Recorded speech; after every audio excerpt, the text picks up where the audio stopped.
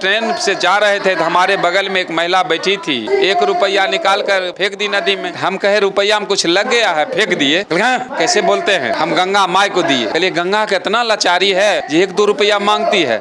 कैसे बोलते हैं, गंगा माई को दिए 1 दूध देंगे। क्या वो कलिए दोना करने का क्या मशीन है गंगा ने? कलिए आप क्या करती हो? कल के हम शिक्षिका हैं। कलिए कितना वेतन है? 45,000। कहते 45,000 डाल दो। जब दोना करने का मशीन है, जितना डालेंगे उतना न डबल होगा। 4500 डाल दो, 90 हो जाएगा। कल क्या आपके पति गंगा नहाते हैं कि नहीं? कल के हाँ नहाते हैं। कल ये डूब लगाने मत देना। अगर डूब लगाएंगे तो 1 पति के बदला 2 पति हो जाएगा, झंझट का घर हो जाएगा। अब हम पर उलझ गई। अरे दोना करने का मशीन है तो जो चीज डालेंगे सब में डबल होगा सर। तो ये इतना अंधविश्वास। अगर गंगा नहाने से पाप धुल जाते, देश में इतना जेल जो है किस लिए है? अपराधी को गंगा नहाओ फ्री कर दो, पाप धुल जाएंगे। जेल की क्या जरूरत? डायन में मारने की शक्ति होती तो भारत सरकार इसी को सीमा पर बहाल करती। क्या जरूरत था आधुनिक हथियार और सेना लगाने? उसको करोड़ों का महीना देकर सरकार को खर्च नहीं बढ़ता और दुश्मनों को मंत्र से मार गिराता। डायन एक गाली शब्द है। किसी अफसर घर में महिला डायन नहीं होती है। अधिकारी लोगों को कभी भूत नहीं पकड़ता है। जहाँ शिक्षा का अभाव है वहीं डायन है, वहीं ओझा है। गरीब निसहाय है, महिला है, गरीब है, उसी को डायन कहा जाता है। अमीर घर की महिला को डायन नहीं कहा। आज तक हम नहीं देखे हैं कोई अफसर को भूत पकड़ते हुए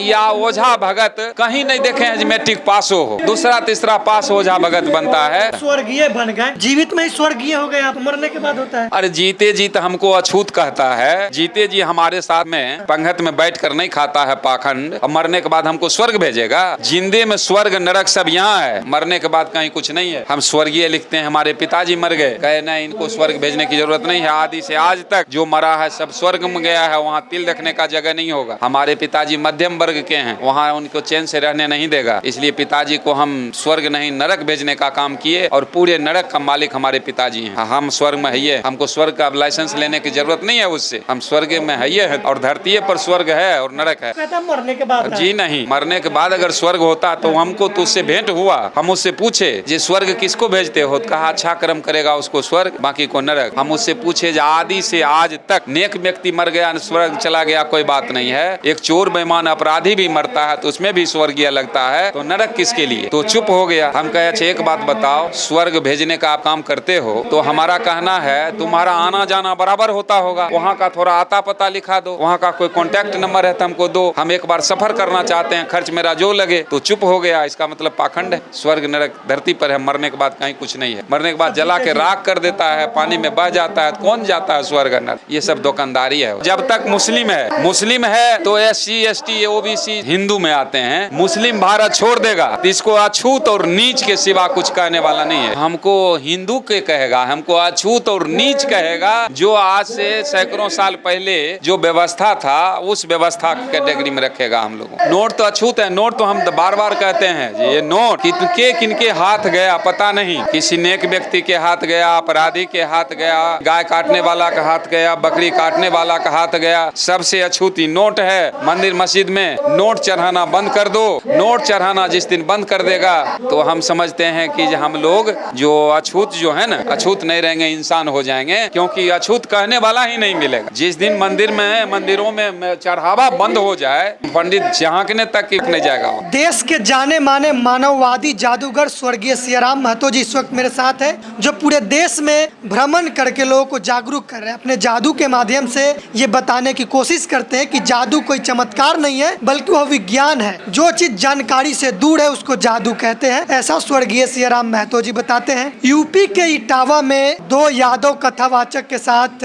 जिस तरीके का अपमानजनक घटना होता है, जिसको लेकर पूरे देश में यादव समाज से लेकर तमाम बहुजन समाज के लोग आहत हुए। क्या कहेंगे जादूगर जी, जिस तरीके से यूपी के इटावा में यादव समाज के 2 कथावाचक की चुटिया काट ली गई, उनका बाल मुंडन कर दिया गया, और पहले गंगा जल से शुद्धिकरण किया जाता था, गाय के मूत्र से शुद्धिकरण किया जाता था, लेकिन अब ब्राह्मणी यानी एक ब्राह्मण महिला के पेशाब से शुद्धिकरण किया गया। मेरा कहना है कुछ भी नहीं हुआ। हमको मैसेज आया जे इस ढंग से घटना हुआ, इस पर क्या किया जाए। हम तो कहे बाबा साहब के संविधान अगर पढ़ते या उससे कोई कार्यक्रम करते, अगर इस ढंग का कोई लफड़ा हो जाता तो जो व्यवस्था हमको चाहिए सारा व्यवस्था हम कर देते वहाँ।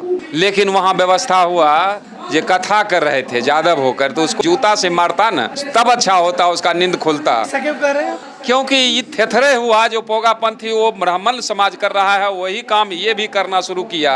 ये तो पहले यूपी के यादव और कुशवाहा अपने को सवर्ण समझते थे। जब सरंगी वाले को गद्दी मिला, अखिलेश जी की गद्दी छूटी और गद्दी को शुद्धिकरण किया गया, तब नहीं इनको औकात का पता चला कि नहीं हम भी शूद्र हैं, अछूत हैं, नीच हैं। और नहीं तो शूद्र समझ भी नहीं करते थे यादव और कुशवाहा यूपी के। और जब ये लात घुसा लगा है तब पता लगा है हम भी अछूत हैं, नीच हैं। और ये पूजा और पाठ कथा कहवाने गए तो पहले तो गाय का मूत्र से पवित्र किया जाता था हर जगह को, या अछूत छू दिया।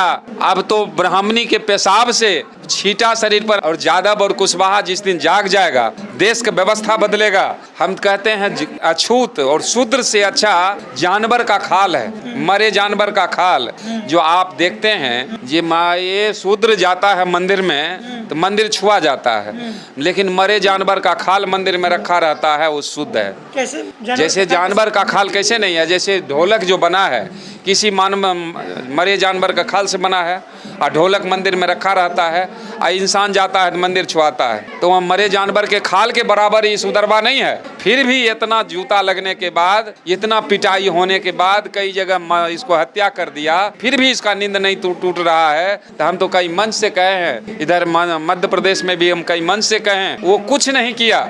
उस व्यवस्था ने, ब्राह्मणवादी व्यवस्था ने इसको कुछ नहीं किया। मूत इसको पिलाना चाहिए।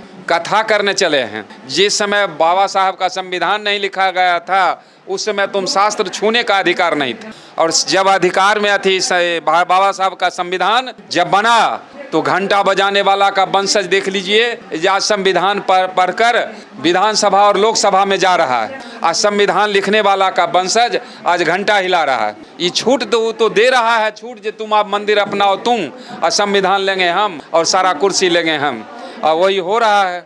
जिन लोगों ने अपमान किया कथावाचक का, ये तो हो गया कि आप गुस्से में है तो अपने समाज को कह रहे हैं कि उसको पीटता तो ठीक रहता। लेकिन सवाल अब ये है कि वो लोग जो ब्राह्मण समाज के लोग हैं या सवर्ण समाज के लोग जो कहते हैं कि हिंदू राष्ट्र बनाएंगे, वो लोग कह रहे हैं कि ये जात छुपाकर कथा कहने आ गया, केवल अधिकार ब्राह्मण को है कथा कहने का। जब भगवान अगर होते तो जातिवाद नहीं होता। भगवान सबके होते हैं, लेकिन भगवान कुछ है ही नहीं। पंडित भी समझ रहा, पंडित जी भी समझ रहे नहीं पत्थर भगवान, और सबको सच्चाई कहे कैसे चली दुकान। वो दुकानदारी को चलाने के लिए कह रहा है पत्थरे सब कुछ है। जिसको जानवर समझ लेता है जी बेकार चीज है, और ये इंसान नहीं समझ रहा है। जो व्यवसाय पाखंड कर रहा है वही व्यवसाय हमारा समाज भी करना शुरू कर दिया। तो इसका खिंचाई होना जरूरी है, पिटाई होना जरूरी है, ताकि हम कह रहे हैं एक बगल कह रहे हैं सुधरो, एक बगल वो पत्थर में फंसा रहा है हमारा लोग। पत्थर का दिमाग जिसका है वो पत्थर के पीछे लगा रहता है। गोबर को जैसे सत्यनारायण कथा होता है तो गाय का गोबर मंगवाता है, पंडित क्या छूता है? जिसके पूजा होता है जिसके यहाँ, उसी के से मंगवाता है। वो जानता है ये विष्टा है, मल है, और वो कहता है रख दो केला के पत्ता पर, दूसरे केला पत्ता पर ढक देता है, और उसको भगवान बनाकर उस पर मेवा मिष्टान सब चढ़वाता है। और मेवा 1 घंटा 1.5 घंटा के लिए उसको भगवान बनाता है गोबर को, और सारा मेवा मिष्टान जितना है से पंडित के झोड़ा में जाएगा, और कहेगा ठाकुर जी के कचरा में फेंक दो।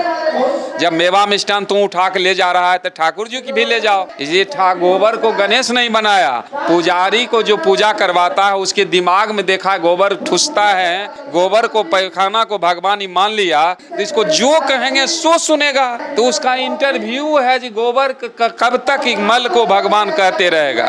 जिस दिन ये समझ में आ जाएगा हर चीज का मल मल है, उस दिन तो व्यवस्था बदल जाएगा। आप क्या कहते हैं, क्या गोबर को मानने से गणेश नहीं बनेगा? किसी कीमत पर नहीं। गोबर घर में रख दो रात भर के लिए, देखो हजारों कितना कीड़ा पड़ जाता है। क्या तर्क है आपका? वो कहता है मानवत देव नत पत्थर, हम कहते हैं मानवत फिटकिरी नत मिश्री। खाकर देखो मीठ लगे तब न, मानवत गोबर नत हलवा, खाकर देखो। अरे किसी चीज का मल तो मल है ना, लेकिन हम क्या कहें। आप कहते हैं गाय भी पाले हुए हैं, मूत्र कहते हैं दान में देने के लिए। जिस समय आप कहता था गाय का मूत्र दान में आती पवित्र है, तो हम कहते हैं ये इतना पवित्र चीज है तो हम तो 4 गो गाय पाले हैं। और कम से कम 50 लीटर रोज तैयार होता है गोमूत्र। हम कहते हैं जिसको ले जाना है ले जाओ, और वो जो पवित्र कहने वाला पंडित जी आते हैं उसको 1-2 लीटर के दे दो दान में, क्या लेगा वो? दान में मजाल है वो जानता है मूत है। कुत्ता इस बात को समझता है। ये एक कटोरे में दूध रख दीजिए, एक कटोरे में मूत्र रख दीजिए और कुत्ता को छोड़ दीजिए, कुत्ता दूध पिएगा कि मूत? किसी कीमत पर मूत पिएगा, क्योंकि उसको समझ में है जो बेकार चीज है। लेकिन हमारे बहुजन को समझ में नहीं है ये गोबर क्या है और पत्थर क्या है, इसको समझ में नहीं आता है जी क्या है। इसको ढौआ समझ के इसको ढो रहा है। बाप दादा ढो लिया, हम भी ढो रहे हैं। आने वाला पीढ़ी जब जागेगा ना तो कहेगा हमारा बाप दादा इतना पढ़ा लिखा था, मास्टर था, डॉक्टर था, इंजीनियर था, लेकिन उसके दिमाग में खाली गोबर था जो आज तक उसको समझ में नहीं आया जो हम आज समझ रहे हैं। हम कहते हैं आने वाले पीढ़ी से गाली से हम बचें। इसके सुधार के लिए हम पूरा देश घूम रहे हैं और लोगों को बता रहे हैं ये धरती पर सब कुछ है। मरण जन्म से पहले कुछ नहीं था, मरने के बाद भी कुछ नहीं है। इसी जीवन जो है ना जन्म से शुरू होता है और मृत्यु के बीच में ही सब कुछ, और जन्म और मृत्यु का मुहूर्त नहीं है और रोज मुहूर्त के चक्कर में जा रहे हैं। कि आप जब ट्रेन से जा रहे थे तो गंगा में एक महिला पैसा फेंक दी, तो चाहे कि वो बताया। ये तो ढेर दिन हो गया। हम एक नदी में सफ़र कर रहे थे तो ट्रेन से जा रहे थे तो हमारे बगल में एक महिला बैठी थी। 1 रुपया निकाल कर फेंक दी नदी में। हम कहे रुपया में कुछ लग गया है, फेंक दिए। कैसे बोलते हैं? हम गंगा माई को दिए। कहलिए गंगा का इतना लाचारी है जो 1-2 रुपया मांगती है। कैसे बोलते हैं? गंगा माई को दिए 1 दूध देंगे। कल के ओ कलिए दोना करने का क्या मशीन है गंगा ने?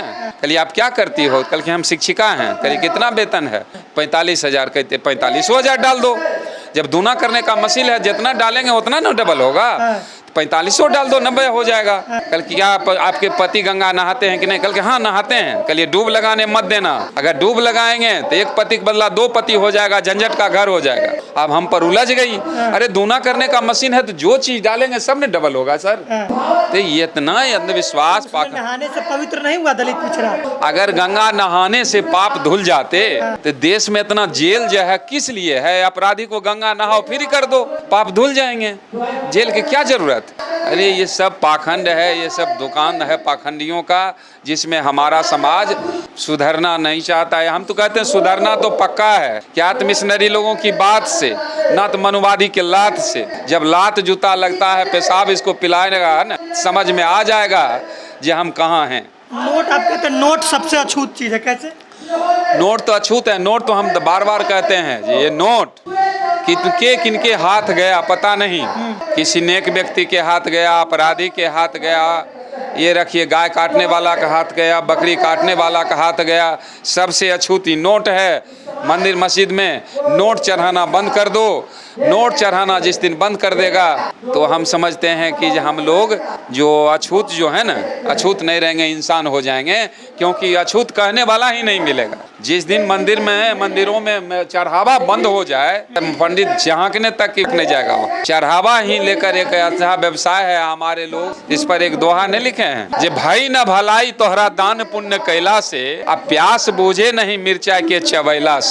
पाप कटता नहीं गंगा में नहैला से, गधा न घोड़ा होते केतनो साबुन के लगैला से। मुर्दा जिंदा न होते दवा खूब पियोला से, और मूर्ख ज्ञानी ना बनी चंदन के लगैला से। आ सर्प ना विष तजे दूध के पियोला से, आ कटे ना कलेश हनुमान चालीसा पढ़ला से। कौआ न बगुला होके कपूर के सुंघौला से, आ पाखंडवाद तभी मिटी हैं जब विज्ञानवादी बात समझला से। जिस दिन हमारा लोग समझ जाएगा पाखंड समाप्त हो जाएगा। जब तक मुस्लिम है तो SC ST OBC हिंदू में आते हैं। मुस्लिम भारत छोड़ देगा तो हमको हिंदू के कहेगा, हमको अछूत और नीच कहेगा। जो आज से सैकड़ों साल पहले जो व्यवस्था था उस व्यवस्था कैटेगरी में रखेगा हम लोगों को। इसको अछूत और नीच के सिवा कुछ कहने वाला नहीं है। एक बिहार के पूर्णिया में 5 लोगों को जिंदा जला दिया गया इसलिए कि वो डायन कहकर, कि उसके वजह से किसी के बच्चा का मृत्यु हो गया कि मंत्र से। तो क्या इसमें क्या सच्चाई है? क्या? अच्छा आप बताइए, ये 21वीं सदी में लोग चांद पर घर बसाने की बात सोच रहा है लोग, और चांद तक चला गया लोग। अगर डायन में मारने की शक्ति होती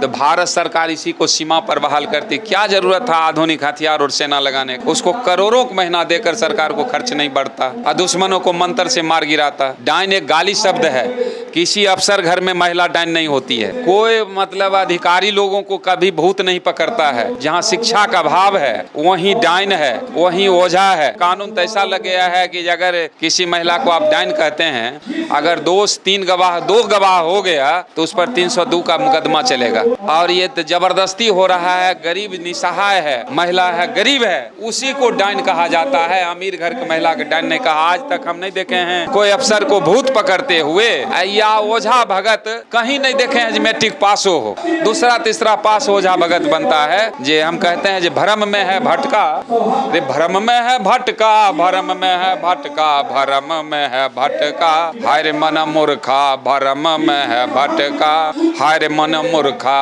अरे मिटिया के साइन के पिंडी बनैली, असियनुरा देहली तिलका, आ बाल बच्चा मिल सब गोर लगली, आ तैयो न बोलता देवता, रे मूर्खा काहे भरम में भटका।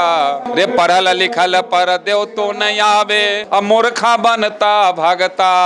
आ जब जब ताल परे मानर पर, अरे जब जब ताल परे मानर पर, आ तब तब देहिया डोलता, रे मूर्खा काहे भरम में भटका।